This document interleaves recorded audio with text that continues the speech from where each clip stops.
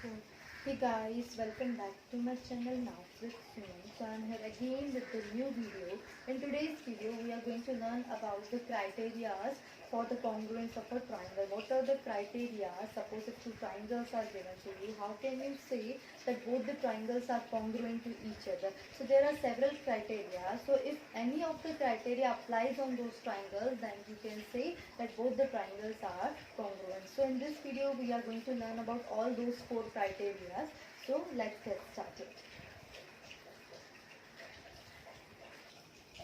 So my topic is criteria for congruence of a triangle. Okay. So first criteria क्या है? First is SSS criterion. तो उसका full form क्या है? Side criterion. Okay. So what this criteria says? This criteria says that if two triangles are given to you, suppose I'm A, B, C, there is one triangle and another triangle is D, E, F. Okay अगर आपको दो triangles given है okay तो ये criteria कब use हो सकता है एसएसएस क्राइटेरिया सपोज अगर मैं बोल सकती हूँ कि ये ए बी जो है वो डीई के साथ करस्पॉन्डिंग साइड इक्वल है बीसी जो है वो एफ के साथ इक्वल है एंड एसी जो है वो डीएफ के साथ इक्वल है सो मैं बोल सकती हूँ A B is equal to DE BC is equal to E F and AC is equal to DC Yes, okay, लिख देते हैं. If AB is equals to D, आप इक्वल भी बोल सकते हो और कॉन्ग्रुएंट भी बोल सकते हो. AB जो है वो DE के साथ क्या है? इक्वल है. AB is equal to DE. From the figure we can say. दूसरा मुझे क्या गिवन है?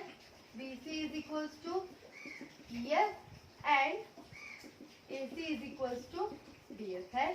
ये वन का ये जो लाइन गिवन है that's the line for equality that means ये जो ए बी है वो डीई के साथ क्या है इक्वल और ये बीसी जो है वो ईएफ के साथ इक्वल और ये थ्री लाइंस के साथ इक्वल है that means this AC is equals to DF so अगर करस्पॉन्डिंग साइड्स इक्वल हो जाती हैं देन मैं बोल सकती हूँ ये ट्राइंगल ए बी सी जो है वो congruent है this is the sign of congruent this triangle ABC is congruent to triangle DEF that means corresponding sides of one triangle is equal to all three corresponding sides of one triangle is equal to another triangle then we can say that both these triangles are congruent to each other this is what SSS criteria says now the second criteria is so second is SAS criteria. Okay. Now what does SAS criteria says? Side, angle, side. That means two triangles are said to be congruent. अगर suppose आपको दो triangle given है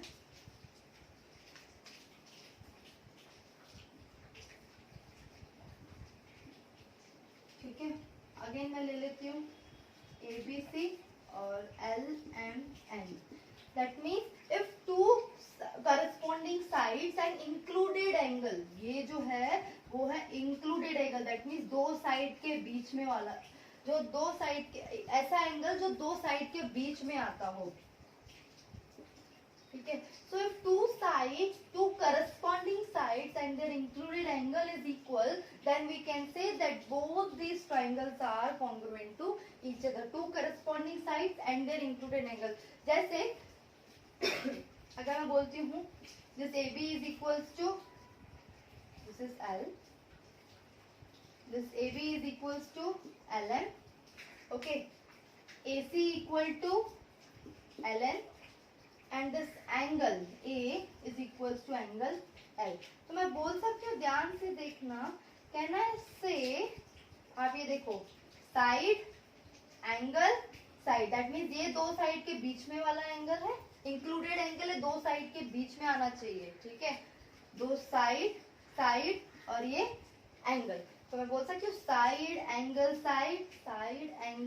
side so my A B is equal to L M angle A is equal to angle L and A C is equal to L N that means side angle and side ध्यान से देखना, देखो इन दोनों side के बीच में है, that means I am talking about the included angle. अगर angle दो साइड के बीच में नहीं है तो अब हम बोल नहीं सकते हैं। The angle should be included between the two corresponding sides. So side angle side AB जो है वो LM के साथ इक्वल है, angle A equal to angle L and AC is equal to LM। That means side angle side, two corresponding sides and one included angle is equal, then I can say triangle ABC is congruent to triangle LMN। ठीक है, तो अगर ये criteria, suppose आपको कभी भी किसी example में दो ट्राइंगल्स गिवन है, दो उसकी करस्पॉन्डिंग साइड और एक इंक्लूडेड एंगल इक्वल है, तो आप बोल सकते हो वो दोनों ट्राइंगल जो है वो कॉन्ग्रुएंट है किससे, SAS, that mean side angle side criteria में बोल सकती हूँ कि दो ट्राइंगल्स जो हैं वो कॉन्ग्रुएंट होंगे। Now the third is, so my third is angle side angle criteria. ठीक है, that means two angles, two corresponding angles, and this side should be in between both these angles. That means it should be the included side. कौन सी side की बात कर रही हूँ, included side. That means दो angle के बीच में। ठीक है, जैसे आपको दो एंगल, दो ट्राइंगल्स गिवन है,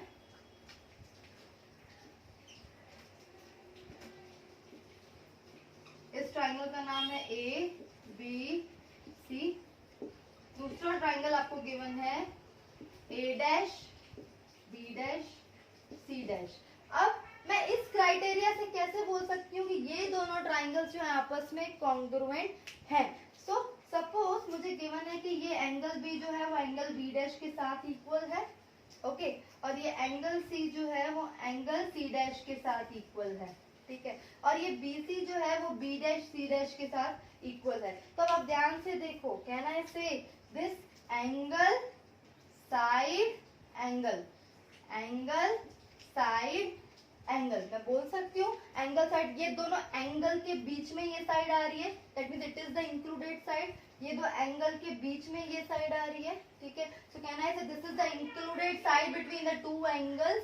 सो how can I say both the triangles are congruent to each other by this criteria? If angle B is equals to angle B dash, BC equals to B dash C dash, ठीक है, and angle C is equals to angle C dash. So angle side angle, so by this criteria, by ASA मैं बोल सकती हूँ triangle ABC is congruent to triangle A dash B dash C dash. Okay, so ये था मेरा third criteria, angle side angle. So this was my third criteria, angle side angle. If two triangles are given to you, if two corresponding angles and their included side is equal, then we can say both these triangles are congruent to each other. Now my fourth criteria, that is the last criteria, is, so my fourth criteria is RHS criteria. Now what this RHS, R stands for, this R stands for right angle, H stands for hypotenuse, and side stands for the corresponding side. If the corresponding right angle is hypotenuse and one side, one corresponding side is equal, then I can say that both the triangles are congruent by RHS criterion. Example लेते हैं। ठीक है, suppose मुझे एक ये triangle given है ABC, right angle at B, दूसरा given है DEF, right angle at E. Now this, यहाँ पे ये राइट एंगल, ये भी right angle, this hypotenuse is equals to this hypotenuse.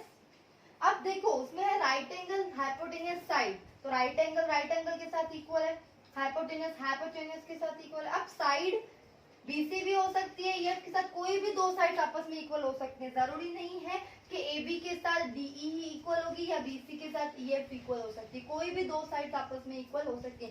AB जो है वो EF के साथ भी इक्वल हो सकता है। So side can be any side, but it should be the corresponding right angle, hypotenuse and side. So मैं बोल सकती हूँ यहाँ पे this side BC is equals to EF. Okay,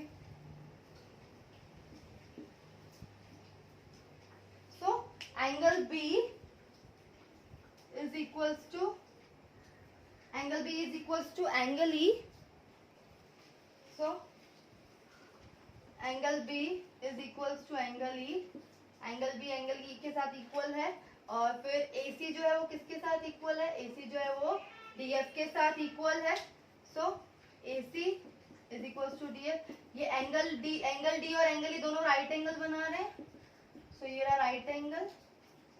AC right angle के ऑपोजिट वाली साइड क्या होती है? हाइपोटेनस. यहाँ पे भी राइट एंगल के ऑपोजिट वाली साइड हाइपोटेनस. तो AC इक्वल टू DF. ये क्या है मेरी? Hypotenuse. Last BC is equals to EF. अब जरूरी नहीं है कि BC EF के साथ इक्वल हो. BC DE के साथ भी इक्वल हो सकता है any side. Okay, so BC is equals to EF. So right angle, hypotenuse, side तीनों फॉलो हो रहे हैं. ठीक है, तो मैं बोल सकती हूँ triangle ABC is congruent to triangle DEF. By which criteria? RHS criteria. यहाँ पे तीनों फॉलो हो रहे हैं. राइट एंगल के साथ इक्वल, हाइपोटेनस के साथ, एंड साइड के साथ. सो by RHS criteria I can say both these triangles are congruent to each other. Now there are several types of questions. Now the types of questions which can be asked based on these four criteria which we have learned: side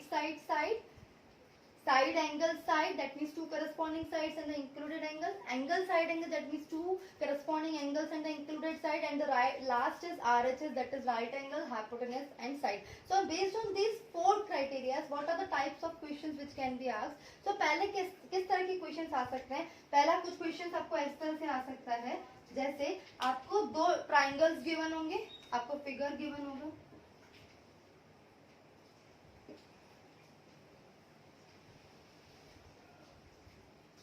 ठीक है, आपको figure given होगा. मैं बोल सकती हूँ ये है ट्राइंगल, एक है, this is PQR and this is XYZ. आपको ये दो ट्राइंगल्स, ऐसे कुछ दो ट्राइंगल्स गिवन होंगे. ठीक है, अब इस ट्राइंगल के बाद आपको कुछ कंडीशंस गिवन होंगी. क्या होंगी? कंडीशंस गिवन होंगी. जैसे आपको बोला होगा कि ZX जो है वो इक्वल है किससे?